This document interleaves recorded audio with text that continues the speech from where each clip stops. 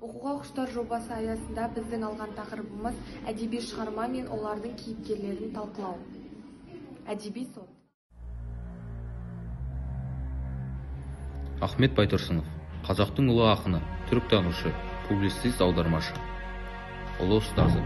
1872 жылдың 18 қаңтарында Қостанай облысының Торғай өңіріндегі Сартүбек деген жерде дүниеге келген. Аса дарынды бала 1886-1881 жылдары Торғай қаласындағы 2 сыныптық орысша қазақша училищеде, 1891-1895 жылдары Орынбордағы мұғалімдік мектепте оқып, білімін одан әрі шыңдай түседі. Әділет үшін өмір тіршілік күресінде ерте араласты. Жуанбайларға қарсылық білдіріп, патшаның отаршылдық саясатында айыптады. Кейін 2 сыныптық мектептерде ұстаз бола жүріп, 1901 жылдан бастап өзі ізденіп көптеген кітаптарды оқиды. Әдебиетпен айналысып, оқу құралдарына жинай түседі. Ел ішіндегі оқыған, еркін мінезді батыл ойшылдардың атақ беделі сол сәттерде өсе бастаған еді. Ахмет Байтұрсынович, вы арестованы по приказу военного губернатора Семипалатинска. Вот ордер.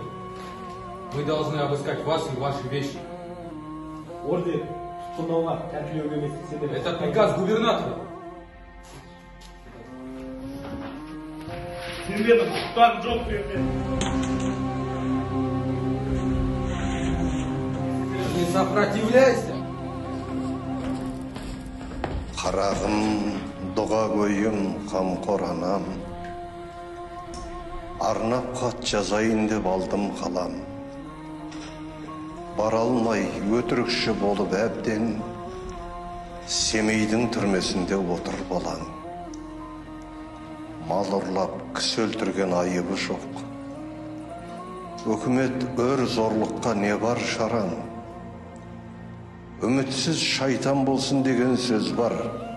Жолдар көп, жәннатқа да тарам. Оқ тиіп, оны ішімде ой түсіріп, бітпеген жүрегімде бар бір жарам. Алданып тамағыма оны ұмытсам, болғандай жегенімнің бәрі харам. Адамнан туып адам ісін етпей, ұялмай не бетіммен көрге барам.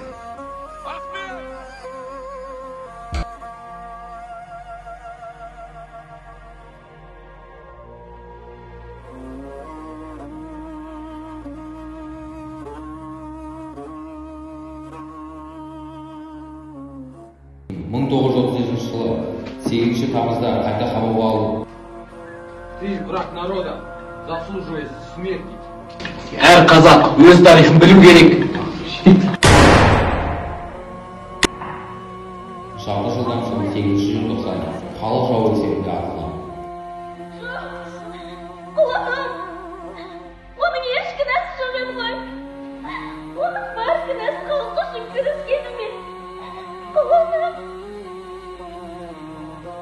Арада жарты ғасыр өткен соң ғана әділдік орнады. 1988 жылы кеңес соты қылмыс құрамының жоқтығы үшін Ахмет Байтұрсыновтың қайтыс болғаннан кейін